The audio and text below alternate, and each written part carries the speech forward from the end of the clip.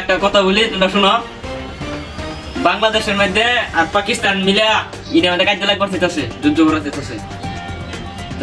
আন্দাজের মুখ্যমন্ত্রী বলতেছে যে লঙ্গি বিন্দা মানুষ সব বাংলাদেশে ভর্তি লাগে। লঙ্গি বিন্দা মানুষ আসামের ভোট দেওয়া হয়তো না, বাংলাদেশে ভর্তি লাগে। তো ওই যে আচ্ছা বাড়ায় আনছে খেলবার হলে আয়ো কুস্তি মারা উঠে কোন লড়াই আর বাম বাইন চুদুরা লেভেল মারাস না এরা আখালি তোরা। নমস্কার। আসামের মধ্যে থাকতে হলে বিজেপির ভর্তি করলে বাংলাদেশে যান নাকি? আর বাংলাদেশের মধ্যে আমরা কংগ্রেস তৈরি করবো। আর খেলা খেলবার আছে, খেলা হবে, আত্মপ্রতি বানায় রেডি।